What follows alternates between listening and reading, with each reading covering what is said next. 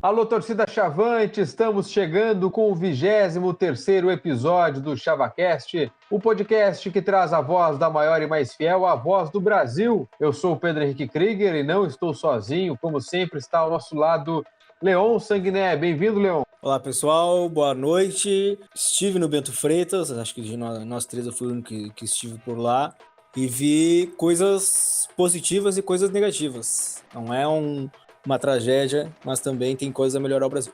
Direto da capital do estado do Rio Grande do Sul, Nadson Hax. Bem-vindo, Nadson. E aí, pessoal, muito obrigado.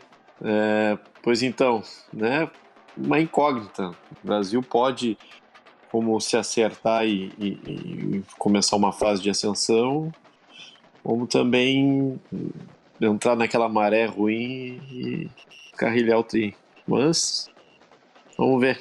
Eu estou um pouco esperançoso. Gostei, eu acho que com essa incógnita a gente pode começar a se debruçar sobre a estreia do Brasil contra o Bragantino, agora o Red Bull, né, o energético aí. O Brasil foi derrotado em casa na última sexta-feira, 7h15 da noite. Gol de Bruno Tubarão, que jogou no Boa Esporte no passado, então não falem mal do Boa Esporte. E fez o gol da vitória do Bragantino no estádio Bento Freitas. E o Leão falou que viu coisas positivas. Leão, o que tu assistiu no estádio Bento Freitas na sexta? Eu assisti desde jogadores que não podem estar no elenco do Brasil, como é o caso do Ricardo Luz. Desculpa, Ricardo Luz, se estiver ouvindo, parente do Ricardo Luz estiver ouvindo, mas o Ricardo Luz não pode jogar numa Série B, não tem nível para isso. E ao mesmo tempo vi coisas positivas no time do Brasil. O Brasil conseguiu fazer uma certa frente ao Red Bull, claro, levando em consideração o investimento gigantesco do Red Bull, né? Mas o Branquinho, por exemplo, foi uma grande surpresa para mim. Não só ofensivamente, que ele fez boas jogadas, conseguiu dar bons passes, mas defensivamente, o Branquinho, eu falava, né, principalmente, acho que de todos nós, eu acho que eu era o que mais enfatizava isso, de que para mim o Branquinho não jogaria com o Rogério exatamente pela fraqueza defensiva dele. E o Branquinho fez uma recomposição muito boa, já deu para ver muito assim o dedo do Rogério no posicionamento do Branquinho, no jeito do Branquinho jogar, com certeza. O Branquinho, então, para mim, foi o grande destaque positivo do Brasil. E o Bruno Paulo, não sabemos se o Bruno Paulo seguirá jogando pelo Brasil, né? Pelo que eu sei, ele ainda não respondeu se vai seguir no Brasil pelo menos até julho e depois seguir no Brasil, ou se vai para algum outro time. Era até hoje, né? Que esse contrato deveria ser prorrogado com o Corinthians, isso ainda não foi definido, mas enfim, o que ele fez foi jogar e jogou bem, na minha opinião, mesmo como centroavante. O gramado atrapalhou um pouco a exibição do Bruno Paulo, mas eu acho que ele foi bem, acho que ele e o Branquinho foram os principais destaques positivos. Claro, aí na zaga também o Bruno Aguiar foi muito bem e o Carlos Eduardo foi muito bem. Acho que se o Carlos Eduardo não tivesse feito a partida que ele fez, se não fosse ele, acho que o Brasil poderia ter saído com um saldo bem mais negativo. Na minha frente ele fez uma grande defesa com o braço que não sei se os goleiros que passaram por aqui recentemente fariam. Mas é isso, eu vi essas coisas negativas, mas o que eu penso é o seguinte: o Brasil tem jogadores para entrar ainda, né? O Grampola tá chegando aí para ser o nosso 9. É um jogador que sempre fez, sempre por onde passou fez gols, né? Ele nessa temporada não estava bem, pelas informações que os meus colegas do Diário Popular apuraram, porque ele estava jogando mais recuado lá no Joinville. Depois teve a lesão, mas os treinadores estavam mudando ele de posição. Ele não queria, ele queria jogar cravado lá dentro da área, que é onde o Rogério gosta do centroavante, que é onde eles dois fizeram uma boa dupla. Então acho que o Grampola vai acrescentar, assim como o Jatobá, que eu acho que talvez não aposto, mas acho que ele pode jogar já sexta-feira contra o Londrina. Eu acho que o Jatobá vai ser muito útil exatamente no lugar em que o Brasil está pecando mais, que é ali a saída de bola, as primeiras posições do meio campo. Eu acho que ele joga nas duas, né? Acho que o Leandro Leite vai acabar não saindo do time, então ele deve jogar como segundo volante.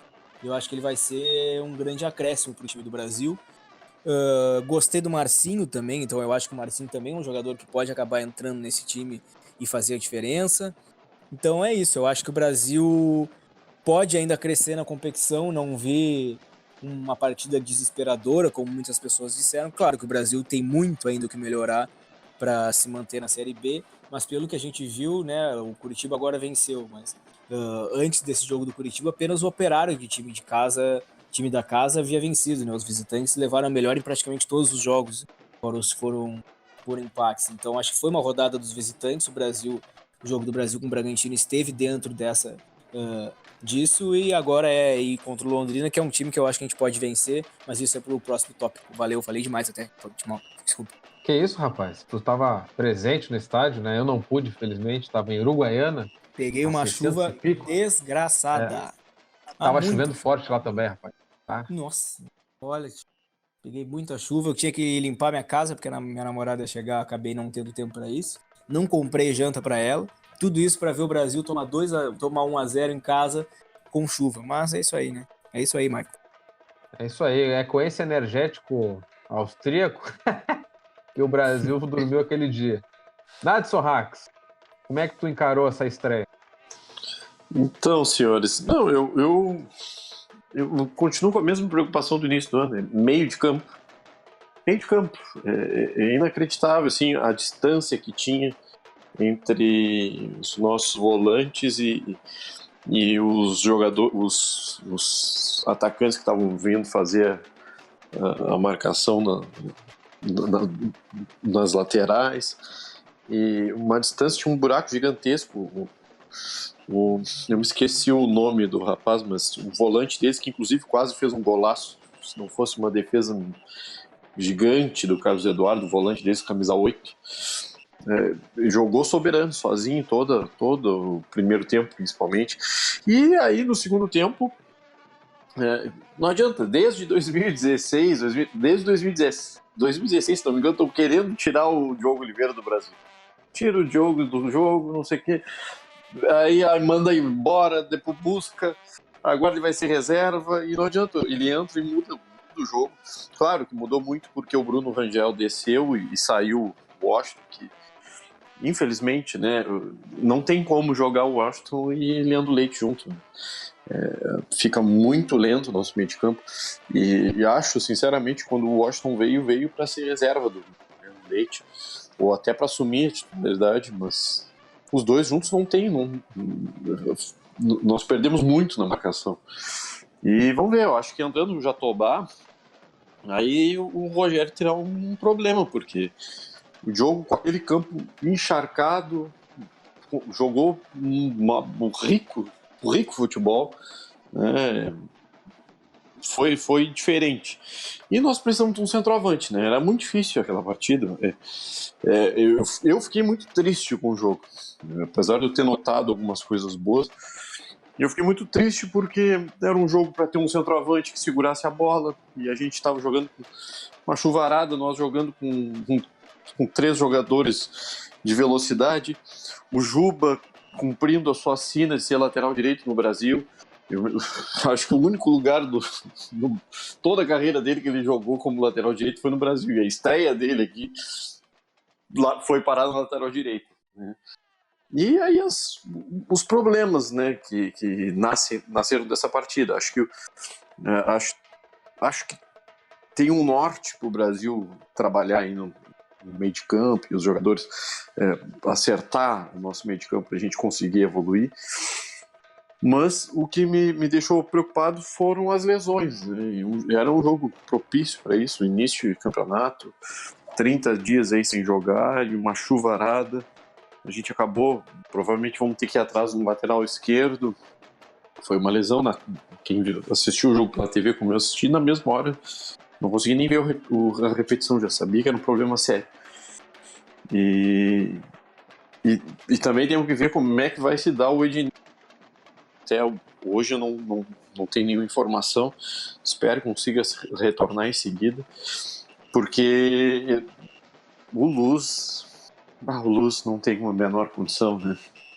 E é uma coisa assim meio triste, porque era para ter ido, já tinha que ter mandado ele.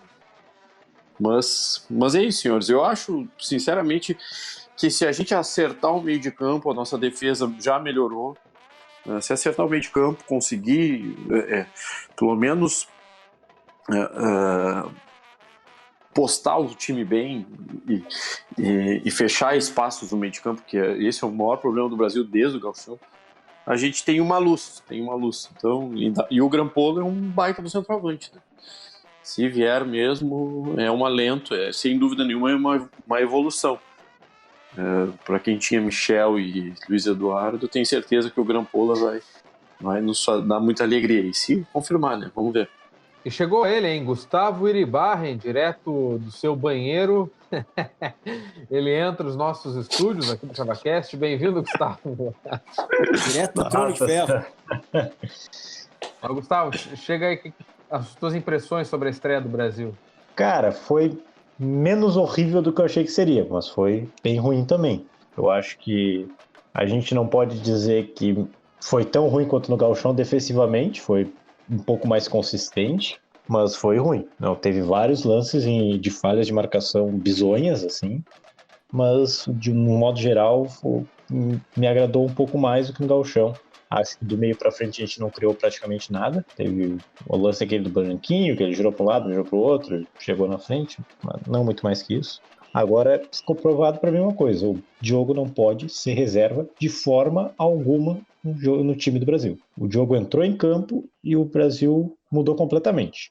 Fez os Peré para jogar e foi incrível a diferença. Assim, a bola teve uma transição um pouco mais rápida, uma questão um pouco mais técnica ali que mudou o jogo para o Brasil, tanto que o Brasil inverteu a posse de bola, teve 30% de posse de bola no primeiro tempo e teve 60% de posse de bola no segundo, então inverteu completamente o jogo. O Diogo não pode ser reserva. O Murilo Rangel, apesar de não achar um jogador horrível, ele não rende como 10 ali, e eu não entendi bem o Juba pela direita e o Bruno Paulo de centroavante. Eu acho que para mim não são bem a característica deles, apesar de eu achar que os dois terem ido bem no contexto do jogo ali. Acho que foi tenso. A gente viu um time que vai subir provavelmente. Eu acho que o Bragantino até não esperava que viesse tão bem já de começo. Acho que o Brasil mostrou que, contratando algumas peças-chave, a gente não pode jogar com os laterais, os volantes que a gente tem, e ajeitando direitinho dá para se manter. Mas que a gente tá na briga como algum dos piores times, a gente tá sim. Não dá pra negar isso mais, não. É isso aí. Só para complementar o que vocês disseram, né? Porque vocês disseram bastante. E, como sempre, vocês abordam muito bem as partidas, né? Eu tava olhando as estatísticas aqui do Footstats e eu tava analisando o posse de bola e tal. E como o Gustavo disse, né? No segundo tempo a gente melhorou a questão da posse de bola. Aqui no Footstats, pelo menos, o Brasil ainda ficou perdendo a posse de bola no segundo tempo. Ficou com 47%. Mas equilibrou, né? Porque no primeiro tempo foi 68% pro Bragantino. Aqui dos dados do Footstats, é claro. Né?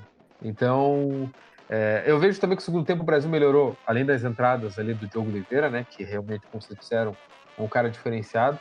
Mas eu acho que o Bragantino também ele deu uma largada ali, soltou um pouco o pé, porque tinha o placar favorável, né? O campo também não ajudava, o futebol mais vistoso, com toque de bola e tal. O que eu vi, que eu queria ver, pelo menos do Brasil, né? Se não viesse a vitória, como não veio, eu queria ver um pouco mais de grupo. Aquilo que o Rogério sempre deu, né? Sempre ofereceu de melhor, assim, ter um grupo. Ter um grupo competitivo, ter um grupo que dê sinais que pode evoluir, ou um grupo assim, se entrar 2 ou 3 peças aí, já dá outra cara para o time. E eu acho que essa estreia nos passou essa sensação. Vindo um centroavante, como o Grampollo, como diz que está certo, agora vindo um lateral esquerdo, né, pelas lesões, enfim. E se o Ednei ficar na direita, tem que ficar, né? Eu acho que começa, e o meio-campo, como disse bem o Nadson ali, né? Tem que mexer ali, não dá para ficar Leandro Leite e Washington juntos. Eu acho que mudando algumas peças aí, o time do Brasil ganha corpo, e com as características que o Rogério consegue aplicar com os jogadores, eu acho que é possível que o Brasil melhore e faça um campeonato que é o campeonato hoje, né, pessoal? É ficar entre os 16 e salvar o ano, salvar o orçamento, salvar o planejamento, se é que é A1, né? Para a gente poder ir sobrevivendo e tentando crescer aí um pouquinho mais, e de repente com o Rogério permanecendo, não sei como é que vai ser o final do ano. Mas assim, a estreia, por mais que tenha vindo a derrota, eu odiei perder para um time comprado, odiei perder para o Zago, pelo menos passou essa esperança, né? essa fagulha aí de esperança de que o Brasil, o Rogério já deu uma evolução comparado aí ao time do Gauchão e é praticamente o mesmo time, né? Com 2, 3 peças novas aí, é o time do Gauchão. Se já teve evolução a partir disso, já é um bom sinal, pelo menos, né? O Brasil, pelo menos, está tendo uma evolução.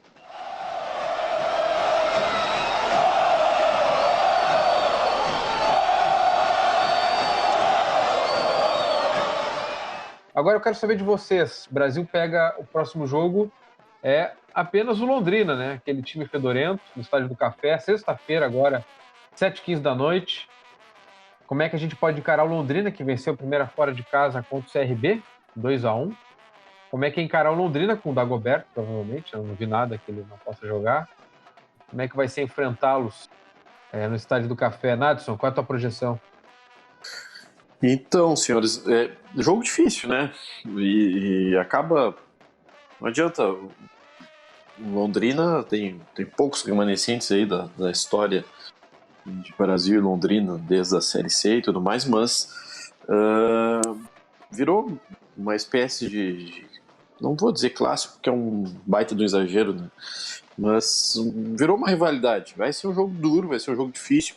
E provavelmente o Brasil vai tentar jogar da forma como tentou jogar no primeiro tempo, né? Deixando a bola com o adversário e estocando no contra-ataque, até porque provavelmente a gente vai jogar de novo com ataque leve. Isso que se tudo der certo, se voltar o Ednei, se o Pará conseguir jogar, vai ser um jogo muito difícil. Olha, até a Copa América nós vamos ter muita dificuldade, né? Como dizia o Rogério Zimmermann na vinda dele o ano passado, eu estou muito preocupado. mas é isso, a gente tem 11 jogadores, nós vamos ter assim, nós não vamos ter grupo no campeonato, né? O grupo vai ser limitado, vamos ter um jogador muito bom em cada posição e é isso, né? Vamos ter essas dificuldades de montar time, de acertar com lesões e tudo mais. Acho que já vamos passar por isso agora contra o Londrina. E já acredito que nós podemos fazer um jogo melhor, porque certamente o Rogério deve estar trabalhando já essas falhas na marcação do meio de campo. O Brasil só tinha feito jogo treino, né? Jogo treino, não dá pra gente contar com muita coisa no trabalho do dia a dia. Então, tenho certeza que que o time vai evoluir, mas vai ser um jogo muito difícil. E se a gente trouxer um pontinho de lá, eu me dou muito satisfeito, bem tranquilo. Não, eu vi o jogo do Londrina contra o Bahia, que acho que eles acabaram ganhando do Bahia lá no Estádio do Café 2-1. Eu acho o time do Londrina com o inverso do nosso. Assim, o time do Londrina, claro que tem um jogador extra classe lá na frente, o Dagoberto, e alguns jogadores nas pontas que tem jogado bem. Mas o Londrina do meio para trás é muito ruim. O Londrina tem uma saída de bola muito lenta, zagueiros muito lentos. Então eu acho que... Oi? O Bertotto, aquele ex-Veranópolis. Sim. Não, já tá nesse. O Leão já conseguiu fazer a gente tomar um gol do zagueiro deles, um do volante. A zicada é garantido agora. Puta que pariu. Não, mas eu falei bem do Dagoberto, o Dagoberto vai fazer gol. Não, é assim, eu acho que o time do... Eu acho que o time do Londrina é talvez o time mais fraco do Londrina desses últimos anos. Acho que talvez seja um time que vai brigar lá embaixo, apesar de ter vencido do CRB. Eu vi também o jogo contra o CRB e o Londrina ganhou aquele jogo porque o CRB entregou o jogo. O Londrina não jogou tão bem assim. Acho que, claro, o Londrina é um time com mais poder de investimento e tal que a gente, então acho que eles não vão acabar brigando contra o rebaixamento, mas não é aquele jogo que a gente vai lá já sabendo que vai perder, aquele jogo que não precisavam nem ter ido, né? Acho que o Brasil pode tirar ponto lá do Londrina, sim. Mas, eu já dando aí talvez uma informação, nem Pará, nem o Ednei vão pro jogo. Pará talvez. O Ednei não vai viajar. Pelo que eu entendi, o protocolo diz que ele não pode viajar com a lesão que ele tem. Então o pessoal já vai esperando aí Ricardo Luz titular. E provavelmente os laterais do Brasil serão Ricardo Luz e Everton John Jones, né? Então Teremos problemas com certeza no jogo, mas eu acho que a gente, fazendo uma partida perfeita, na ponta dos cascos, o Brasil pode tirar ponto do Londrina lá. Complicado, hein? Gustavo? Vai, Pedro, fala tu primeiro pra te não ficar sem ter o que falar depois. Deixa eu passar por isso, mano. A minha preocupação justamente são as laterais, né? Se a gente com os titulares, que até o momento é o Ricardo Luz, né? E também o Bruno Santos, eu já estava preocupado, imagina improvisando. E como disse o Leão, os pontas do Londrina são velozes, né? E eu acho que é um ataque enjoado, ainda mais com um cara experiente como o Dagoberto, que deve jogar. É realmente assustador, né, nesse ponto de vista, assim. Mas eu também não vejo... Eu acho que, assim, tem muito time nivelado por baixo junto com a gente. E o Londrina, como disse o Leão, é um dos piores Londrinas, assim como esse Brasil provavelmente seja um dos piores Brasis, né? Desde que tá jogando a Série B aí. Então vai ser um jogo complicado de assistir. Mas assim como disse o Nadson, um pontinho tá me agradando muito já, né? O Brasil precisa pontuar. Fora de casa, o Brasil precisa pontuar e matar em casa, né? Como o Brasil não matou em casa na estreia, pelo menos um pontinho para recuperar. Assim tá começando, tem gente chegando, lesão já rolando a solto. Não se lesiona quem tem que se lesionar, não gosto de desejar o mal para ninguém. Mas só se lesiona os caras que não podem. Impressionante. Mas é isso, acho que o Brasil vai ter que cuidar muito bem o ataque do Londrina e jogar uma partida perfeita, né? Se tiver uma chance de matar os caras e assim como fez o Nena lá, tem a chance, tem que matar. Cambada difícil. Gustavo, o que tu acha dessa partida? Eu tô com vocês, eu acho que um pontinho ali é ótimo, não vai ser um jogo fácil. Eu acho que nós teríamos uma boa condição pela ruindade do time do Londrina se não fossem os nossos laterais. Eu acho que com o Ricardo Luz eu não tenho grandes esperanças de vitória, porque não adianta. Eu acho que se ele jogou 10 jogos no Brasil, ou 10, 12, sei lá, 15 jogos no Brasil, ele comprometeu 13. É muito ruim na marcação, ele toma a bola nas costas. E não é, de vez em quando ele toma uma bola nas costas que sai gol. É o jogo inteiro tomando bola nas costas até sair o gol. Eu acho que é muito complicado. Mas eu acho que tem condições de conseguir um empate. O Londrina é bom, mas não é o Barcelona. Acho que o Brasil tem uma boa condição. O Rogério é bom de enfrentar o Londrina, ele não costuma regar. Acho que a gente tem condição, só que tem que ser, como tu disse, jogar na ponta dos cascos e fazer o jogo perfeito. Senhores, só um adendo sobre o Ricardo Luz. O Ricardo Luz, ele tá tão... Os treinadores dos outros times sabem que ali é o caminho da roça, que entrou o Ednei no segundo tempo, ainda antes de se lesionar, e depois de um certo momento o Rogério inverteu a posição dos dois, e obviamente o Antônio Carlos botou o Osman, aquele, inverteu, botou ele em cima do Ricardo Luz. Não adianta onde o Ricardo Luz ia, aquele cara ia infernizar a vida dele. Então, olha, é um buraco. Enquanto ele estiver jogando, os outros treinadores vão botar o seu melhor atacante em cima dele e nós vamos ter muita dificuldade. Não adianta. Meu pai sempre dizia, não dá para ter jogador ruim no plantel porque uma hora ele vai ter que jogar. E quando ele jogar, ele vai complicar. E infelizmente é o caso desse rapaz, que é muito limitado, não tem a menor condição. Não, só um adendo que no lance do gol, ele não foi envolvido pela marcação. Ele conseguiu tirar a bola do cara, ficamos felizes, e aí ele deu um chute completamente retardado pra frente. E aí a bola ficou com o RB de novo, uma bola que era nossa. E aí o jogador cruzou pra área, aí sim foi pra cima dele, cruzou pra área e saiu o gol. Então o Ricardo Luz tá conseguindo evoluir na ruindade, assim, pegando vários pontos. Não é mais nem só mais o defensivo, é mais também agora a saída de bola dele também tá bem ruim. Foi jogada do Osman, né? Eu cheguei a ler no Twitter, eu acho, os torcedores do CSA, se eu não me engano, lamentando, porque o CSA estava tentando contratar esse cara para a Série A, vocês vejam só.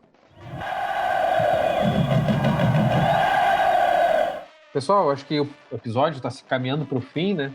Antes de a gente encerrar, a gente não deve deixar de mencionar a morte, né, do ex-atleta Doraci Lima dos Santos, o maior, ou um dos maiores camisa 5 da Baixada, quem viu não esquece. Ele que conquistou com aquele time a terceira colocação no Brasileirão de 85, marcou Zico, enfim, foi comprado do Rio Grande, né? Os antigos sempre lembram disso, com bolas de futebol. E ele nos deixou aí no dia 25 de abril. E a gente tem uma entrevista que ele concedeu para a assessoria do Brasil em 2015, relembrando justamente esse jogo contra o Flamengo, 2-0. O Brasil que já havia vencido no ano anterior por 1-0, mas ficou muito marcado os 2-0 em 85. E foi o centro médio, Doracy, que marcou o Zico, e ele fala sobre algum desses momentos antes e durante o jogo. Não sei se alguém quer comentar sobre o Doracy, pode ficar à vontade aí. Eu acho que só é interessante lembrar que a gente tem um jogador atualmente que, embora não esteja na sua melhor fase, a gente não pode deixar de reconhecer a importância dele no Brasil, que é o Leandro Leite. O Doracy era como se fosse o Leandro Leite daquela época, na posição do primeiro homem do meio campo ali, o raçudo sempre, né? E ele é um cara eu não vi jogar, óbvio, mas o pessoal que viu disse que ele era um jogador de muita técnica, né? E esse jogador, o camisa 5, ele é sempre muito importante no Brasil. E não só por isso o Doracy é um grande ídolo do Brasil. Então, só fazer um adendo também, eu também não vi o Doracy jogar, né? Sou o decano aqui, sou de 81, não tinha idade para lembrar do Doracy jogando, mas na década de 90, quando o Brasil contratou Marco Aurélio, que era também centro médio, e era muito bom jogador, tinha uma boa saída de toque, de bola de trás, tinha chegada precisa sempre no armador. Meu pai e meu bisavô, com quem eu ia no jogo, sempre dizia: esse Marco Aurélio é muito bom, mas tem que comer muito feijão e arroz para ficar igual o Doracy. Então, olha, devia ser bem bom esse Doracy, porque o Marco Aurélio era um baita jogador e sem dúvida nenhuma, por tudo que os mais antigos aí contam, o Doracy fez história. Então é isso, acho que esse episódio a gente não se despede, a gente deixa ele terminando aí com essa entrevista do Doracy, homenagem, a nossa pequena homenagem, né? O que esse cara deu para o clube, talvez esse clube nunca mais repita, né? Que esse time concedeu para nós aí. Então, é isso. Agora fiquem com as palavras de Doracy na entrevista publicada pelo Brasil no dia 24 de fevereiro de 2015. Há 30 anos atrás, essa partida contra o Flamengo, eu tive a incumbência de marcar o Zico, né? Grande jogador do Flamengo, né? Seleção brasileira. A semana toda daquele jogo foi agitada, né? A imprensa de todo o Brasil aí, gente de tudo quanto que é lado, né, do país. E aquilo foi indo, a semana ficou comprida, não chegava nunca a hora do jogo. E aí, em casa a cobrança também dos parentes, né? E aquilo ficou na cabeça da gente, que tinha que entrar, que era o jogo da vida da gente. E foi. Esperamos a hora do jogo para chegar aqui no estádio, já foi uma loucura. Que na época a gente concentrava na cascata, entendeu? E para chegar aqui, saímos da cascata 2 horas antes para te ver perto. E chegamos em cima na hora aqui no estádio. Então, para passar aqui nessa Princesa Isabel era difícil. Era ali, ó, na entrada do túnel. Quando nós entrava e olhava para a torcida, o arrepio já vinha. E não tinha para ninguém, né? Aí o cara, estamos em casa. E nós tínhamos jogadores que eram sensacionais, né? Zezinho, Lívio, os caras jogavam no pé deles, os caras sabiam o que faziam, né? Júnior Brasília. Hoje em dia, eu coloco o DVD do jogo para olhar e eu digo, sabe que não foi tão difícil, entendeu? Ficou fácil até, cara.